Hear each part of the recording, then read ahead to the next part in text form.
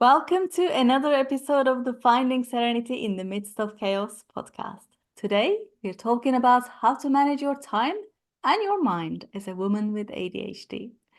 This episode is especially for you if you have adult ADHD or suspicious that you might have adult ADHD. If you are a partner, friend, family member, or a colleague of someone with ADHD, and you're curious about what adult ADHD is and want to learn more. You will love this episode because by the end of it, you will understand why adult ADHD is such a widely discussed topic at the moment, and you will gain a unique insight and perspective into how adult ADHD affects women especially. And you'll learn helpful strategies around how to manage your adult ADHD in life and at work. So stay tuned. Hello, welcome to today's guest, Louisa Cannon. Hi, Louisa. Hello, July. How are you today? I'm great, thank you. Welcome to our podcast. I am especially excited about this episode, and I know probably our listeners will also be very excited because, like we said at the intro, this adult ADHD seems to have become a thing recently. And I'm just curious whether it's just a trend or, why is that all of a sudden? But before we get to that, please tell us who you are, what you do, and who you help, Louisa. All right. Yes, thank you so much for inviting me on. I'm so excited to be here. I am Louisa. I am a holistic practitioner specializing in working with women with ADHD. So what I do is I use holistic lifestyle approach to help women just take charge of their ADHD. And in doing so, creating a life that supports and celebrates their neurodiverse brain. So in other words, I help women with adult ADHD do the deep work that's needed in order to manage their ADHD symptoms. So I'm kind of less about apps and calendars and reminders and alerts and more about mindset and mindfulness and getting to know yourself and accepting yourself. So we're talking about really going deeper than the kind of just trying to manage day to day. The reason why I am now doing this is I actually used to be a primary teacher for 20 years. So this is all fairly new to me. Yeah. So I was diagnosed myself with ADHD 3 years ago now. Yes, at the grand old age of 42. I got just 4 decades of my life underway without realizing that I had ADHD. Oh, wow. Yeah. And so my story is that after the pandemic, I was really at a very low ebb in terms of my health, my mental health, and my well-being. I had suffered postnatal depression, and the pandemic really hit me hard, as it did so many people. And I found that I landed up having anxiety, and I was having panic attacks. It was quite extreme. And that, in order to go on my own healing journey and help myself with this, along the way, I discovered loads of amazing techniques that not only got rid of my anxiety, I feel completely better now, but actually helped the ADHD symptoms as well. So it was then that it kind of clicked that, okay, these techniques, these amazing mindset things, the mindfulness and all these things are not just amazing for my anxiety, but also for the ADHD as well. So it came from there that I thought, right, I have to share this because it was for me so powerful and so transformational in my life that I just felt passionate about sharing these techniques with others. And so I retrained as a life coach and a holistic practitioner, and I'm now helping women with ADHD and also without ADHD. So I actually can work with both. Oh my God, you have said so much, and I'm just like getting so excited about everything, most of the things that you've said, which is great. A couple of things that I picked up on: celebrate and make the most of your ADHD thing. And we will come to that in a second, but whilst this was in my mind, I wanted to make sure that we capture that. So first of all, what is adult ADHD? Okay, so adult ADHD basically is ADHD.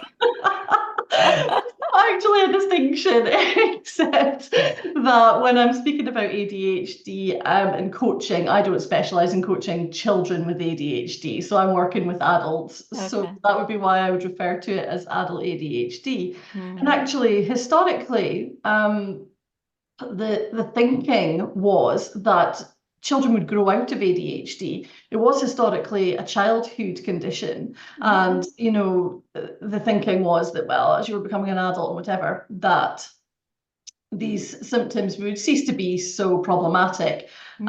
and essentially you would grow out of it. But the more recent thinking seems to be that, especially in terms of women, not only do you not grow out of it, but it is very much related to your hormones as well. So as you're Mm. growing up, going through puberty, your ADHD can be worse. When you're going through pregnancy and all the hormonal changes there and giving birth, your ADHD can be worse there. And then again during menopause. Okay. So yeah, so far from it just being this condition that affects children, it can actually Mm. worsen through your life, which is fascinating, really. But all these things are just being learned, fairly recently. Yes, that's what I was gonna say. It's just almost becoming a trend since everyone got over the lockdowns and all of that. Left, right, and center, everybody's either being diagnosed or identifies with being an ADHD-like person, or going out and shouting about what their ADHD brain, all of that sort of stuff. And it just kind of it's like, is this really a thing, or is it just another thing, fad, or fashion? So Yeah. what is this? Why is it all of a sudden we started to hear more and more about this?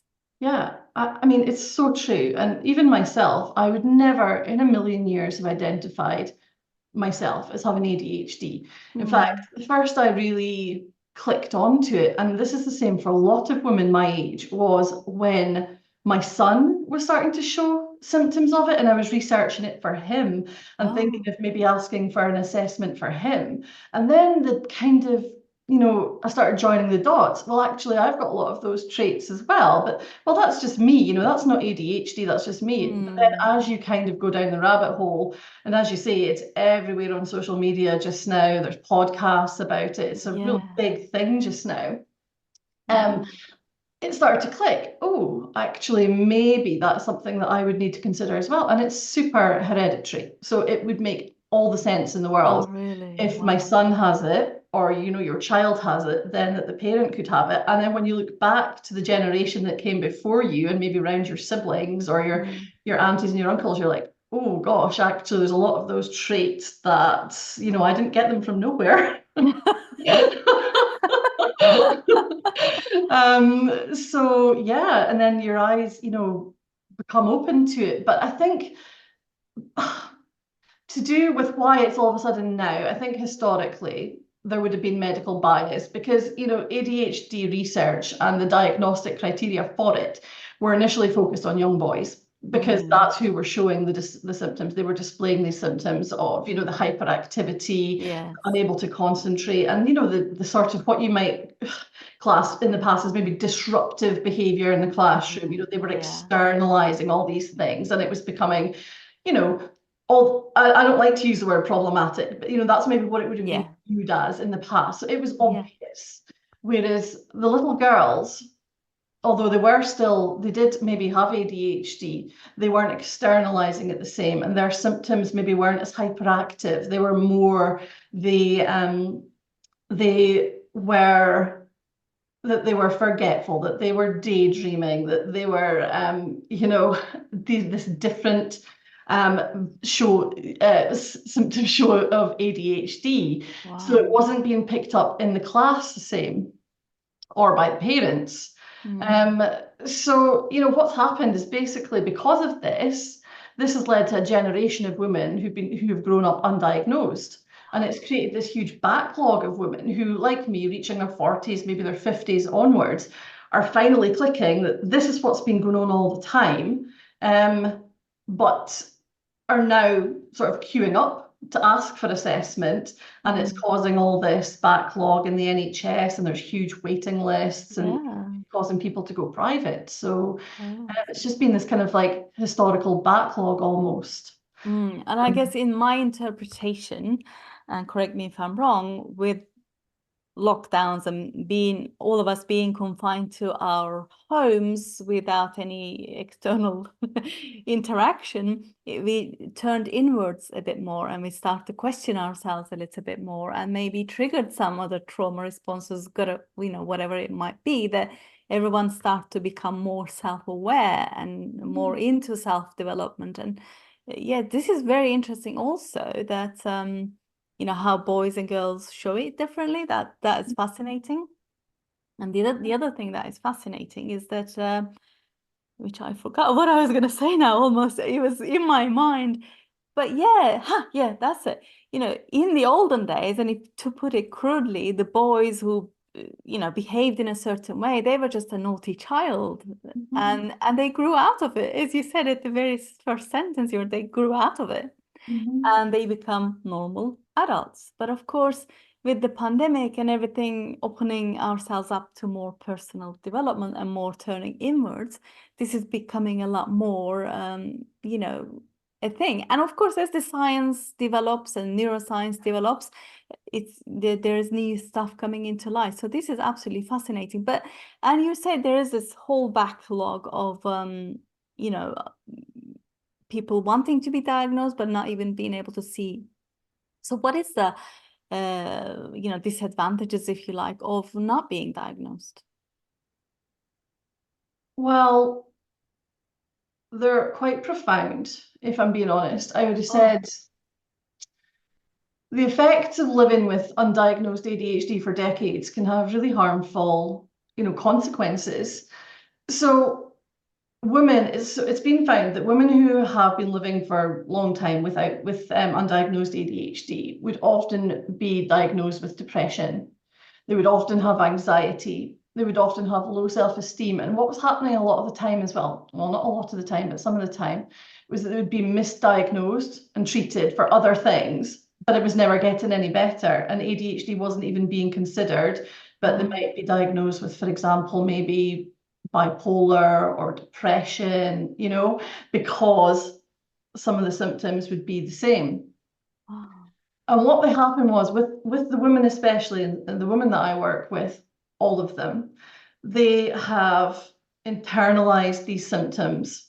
They've internalized it as personal faults with them, that they're not able to do X, Y, and Z the same as perhaps their peers, or perhaps the same as society would expect them to do. They just feel like they're falling short all the time.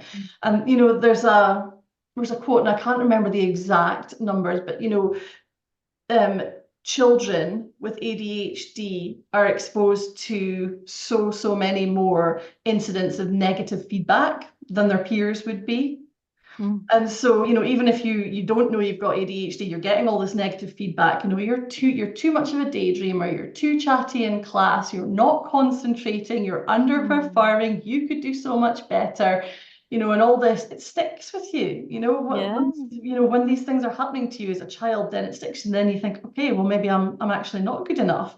And how come my friends are managing and I'm not? And instead of externalizing it, you're always thinking, oh, how can I almost hide it? Which results in this process of masking, and people mask. And when they get their ADHD diagnosis at the age of 40, there's this real grief process that they go through, because it's almost this case of, well, if that was ADHD, who am I? Underneath all these masks and this kind of stuff that is built up around it, who is the real person underneath there? And it's this real kind of this crisis, of and you get this real grief cycle of looking back and going, what if that had been picked up when I was a child? I would have done better in school. I would have maybe gone to university. I would have done better in my jobs. Perhaps I would have done this and that, and I wouldn't feel this way. And there's this real sense of almost anger, in the sense of kind of, sometimes there can be a denial, like, no, that can't be me. So it's this big thing that people go through. I mean, I would say I definitely experienced it myself, and it took maybe 2 years to come through that cycle of grief and to process it all. Wow. And that was with coaching and mindset techniques and everything. So it's, it's a lot.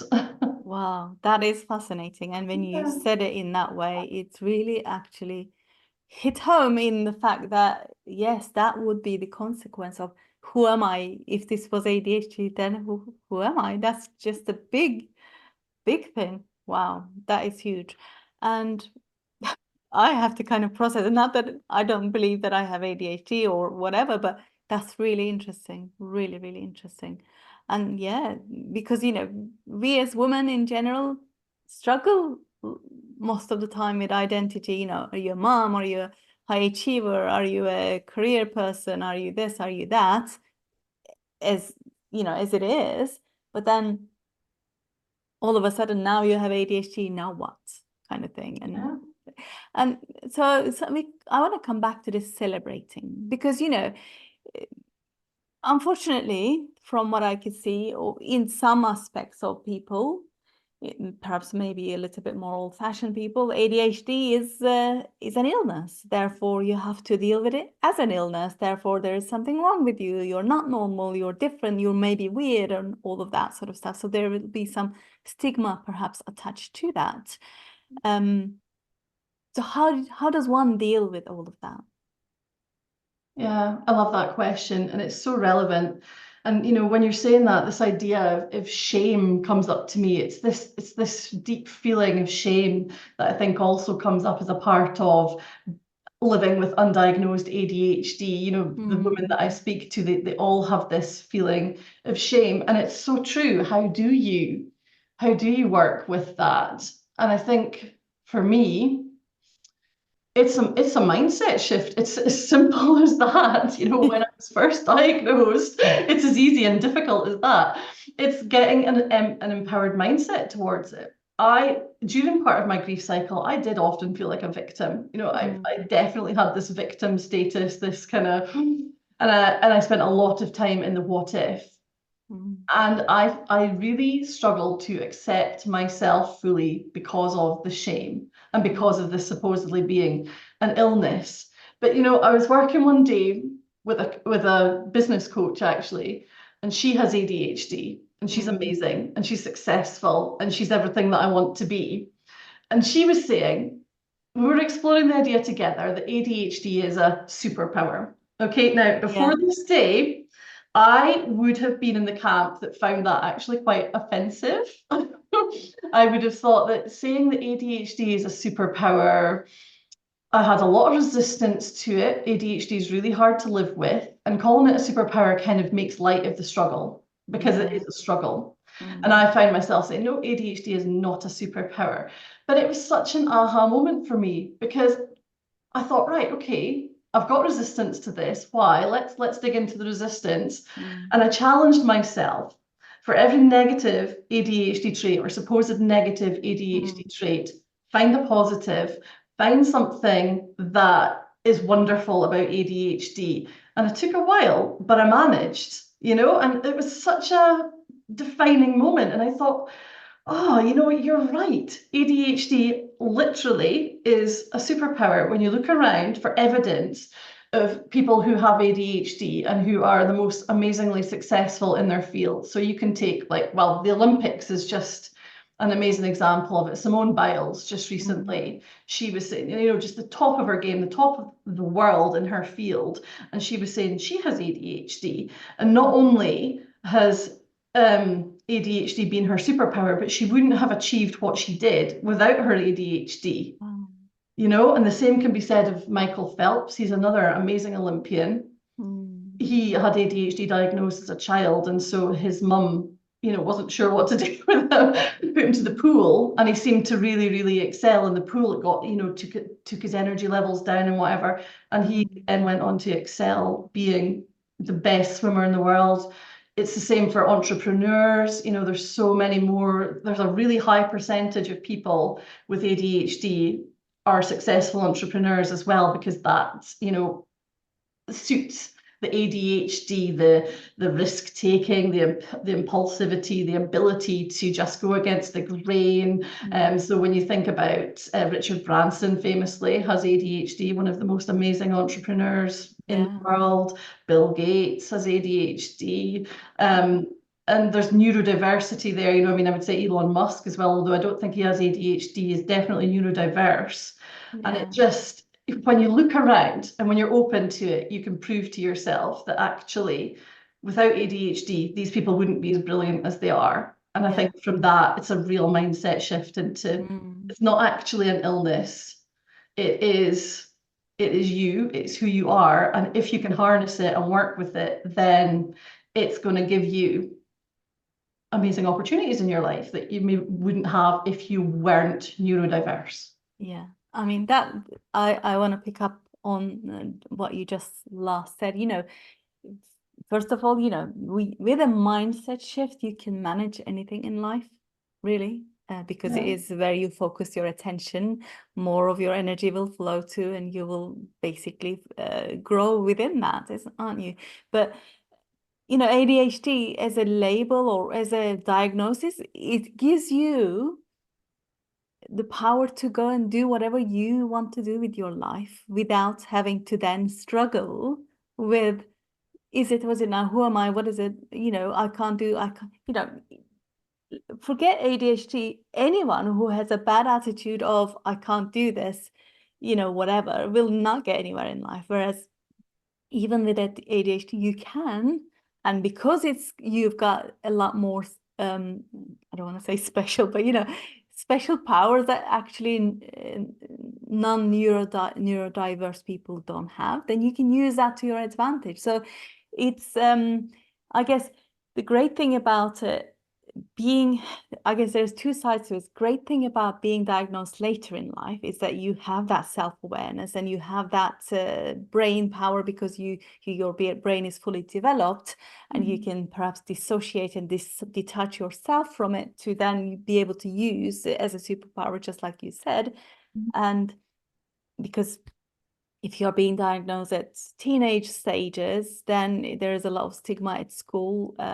People, oh, you're special, you're this, you're weird, you're this, you're that. That could be very difficult for a person whose brain is not fully developed yet and who's already going through lots of identity crises and whatever. But it is also in our hands to be able to turn it around and just say, you know what, you are good at this. You can go and focus on that and just make a great life for yourself, because that is in everybody's hands, isn't it? We can make or break our life. And I love the exercise that you've described.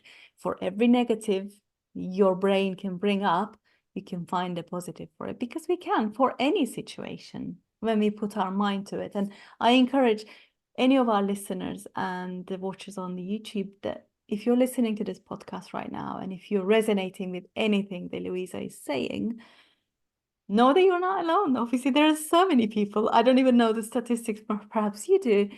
A lot of people going through the same thing. And perhaps this will give you some hope to deal with and make the most of and celebrate your ADHD. Yeah. And you know what? I absolutely love what you said about getting an adult ADHD diagnosis being, in fairness, actually a very good time to receive it, because you are independent and you are able to do that inner work and that self-reflection. And to be honest, that hadn't really occurred to me. And it's something that I'm going to remember, because yeah, thank you for that. That was that was a really nice point. That yeah, it is important to remember that yeah. Excellent. That's good. So going back to the original title, when we have the diagnosis, we understand who we are now, or how do we manage our daily time and our mind with ADHD then? Yeah, okay. So as I said at the start, there are many, many apps, calendars, planners, all the things, and you can make you can make use of as many of those as you're able to. I personally find that I will stick with something for a while and then I just won't use it anymore. So when Mm. people say to you, have you ever thought of putting something in a calendar? Then yes, I have, but often it doesn't work. So we're going to go a little bit deeper with it. Okay. And I suppose the main thing for me, as we've already discussed, it's the mindset shift. So it's going into it with an empowered mindset. And almost related to that is learn as much as you can. So, us ADHDers can be amazing researchers and we love falling down a rabbit hole. So it might as well be a useful one, There's so many. There are free resources, there's podcasts, there's, the social media, there's everything that you can access.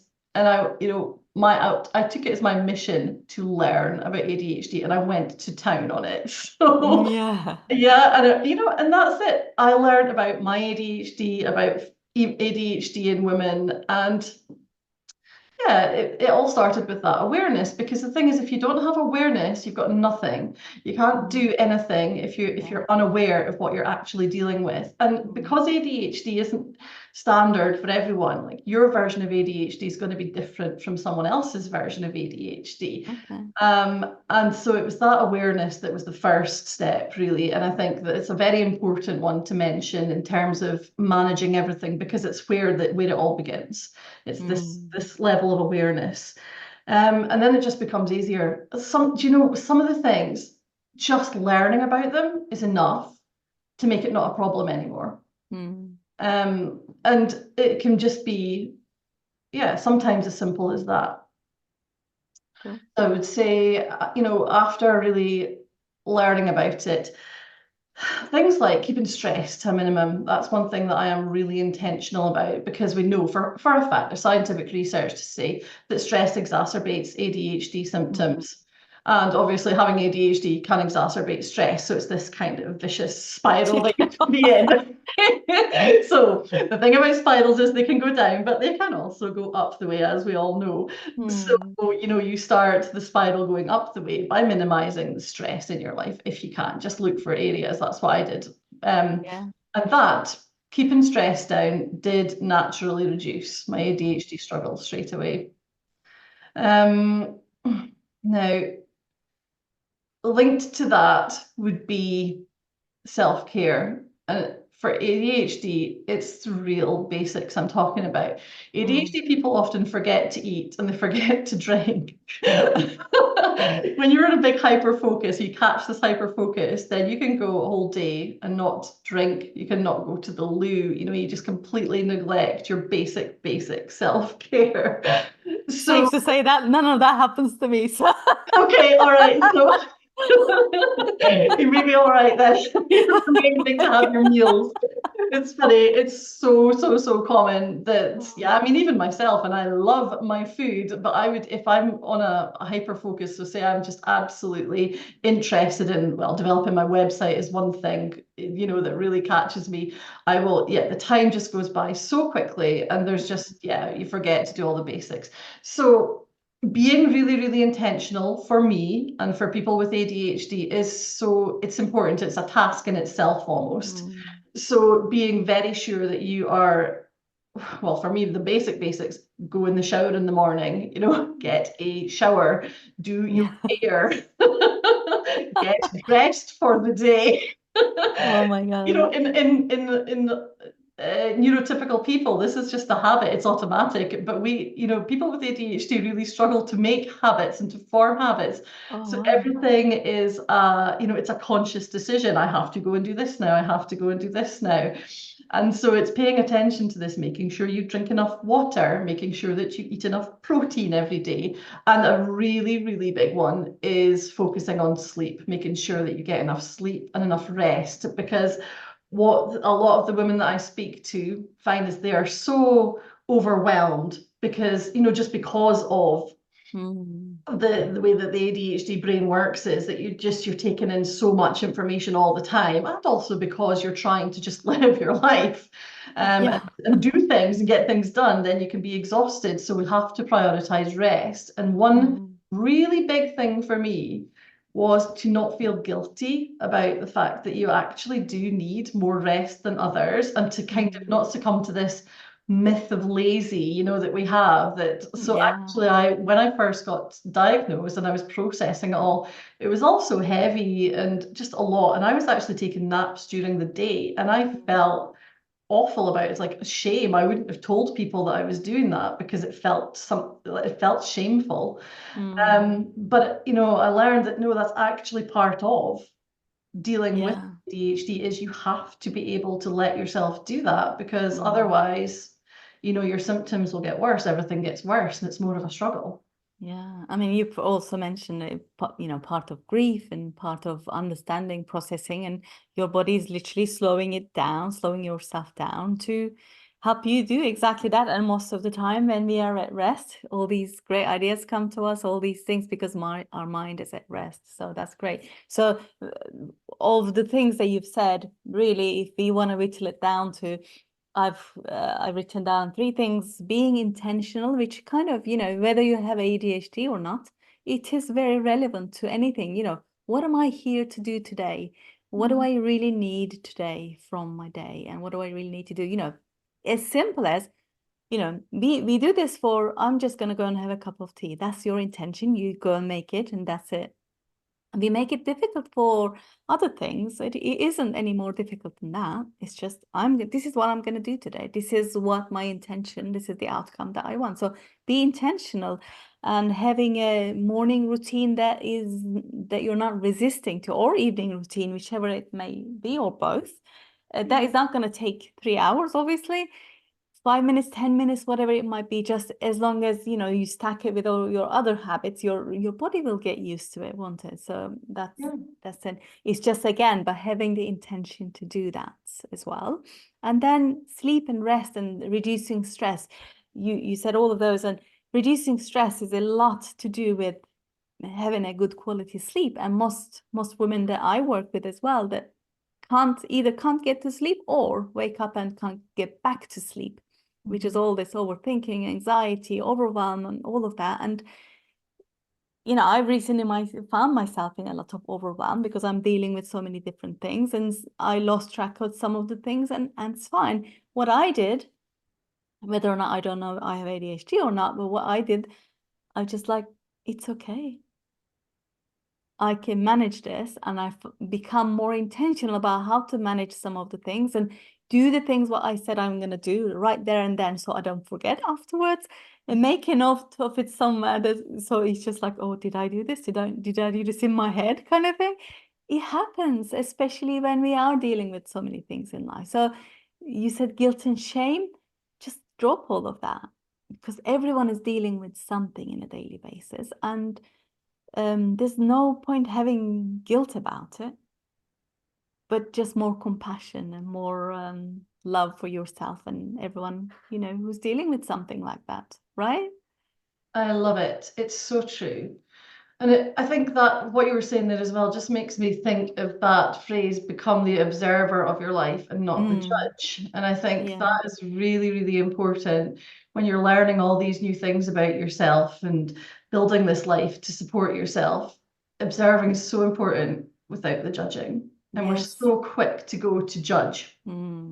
Yeah, that is, and you're so right in that, because when you judge, you then start, all the backlog of all that crap comes into your head to cause even more anxiety. Whereas, like, you know what, that's okay. This just happened. I can't change it. I can't change what happened, but I can change what will happen by being more compassionate, by being more intentional, by paying more attention, or getting rid of some of that clutter from my life, from my calendar, because it's my own doing anyway, most of it. So, and if most of our audience, if they're working full time for someone else, that also applies. Yes, you might have 200 emails that you wake up to. Not all of that will need your attention. Not all of that will need your attention now. And some of them will never actually be even relevant to you, let alone need your attention at all. So just let it go and let it be. I used to say when I was at work, it's like, if if the answer is just go and ask somebody, just go ask somebody else. Or if I don't reply and they don't come back to me, then it wasn't important enough. So I'll just literally apply that, and most of the time it was fine. Exactly. I love it. And it's so true as part of life as well as work with ADHD that simplifying, decluttering, automating, and delegating. I love Yeah. to delegate. It's become my Yes. new favorite thing. I delegate household chores to my children. Do I feel guilty? No, I do not. It makes everyone's lives easier. And yeah, Mm, I've become a queen of delegating, and simplifying, decluttering. And mm, yeah, it makes a huge impact on how supportive your life is of your ADHD, and then in turn yeah. reducing and sometimes eliminating the symptoms completely. Excellent. That's amazing. Louisa, by the look of it, we could probably talk for another hour, but we won't today. Just tell us or tell our audience where they can find you and how you can help them.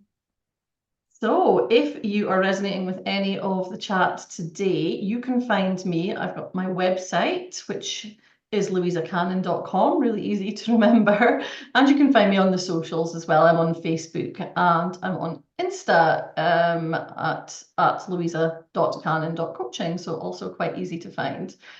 Excellent. And as well, I have a nice little checklist. Could it be adult ADHD? A checklist to help women recognize signs of adult ADHD. So if that would be helpful to anyone, then that's available to download from the website as well. Perfect. So we will put all of those into the show notes so people can go and find you, go and speak to you personally or whatever they need to do. Yeah, but Louisa, thank you very much. This has been a very insightful conversation for me. Thanks for coming to the podcast today. Oh, thank you. I've absolutely loved it. So thank you very much. And I've learned a few things as well. I got some lovely ideas from you. So thank you today. Oh, you're so welcome. Well, thank you for tuning into another episode of the Finding Serenity in the Midst of Chaos podcast. If you love this episode, please be sure to subscribe to my channel so that you can never miss another episode like this. We will be releasing this every Thursday, as you know. And if you love this episode and if you resonated with any of this, and if you know someone who will resonate with it, make sure to share it with someone as well. So, and we will see you in the next episode. Thank you.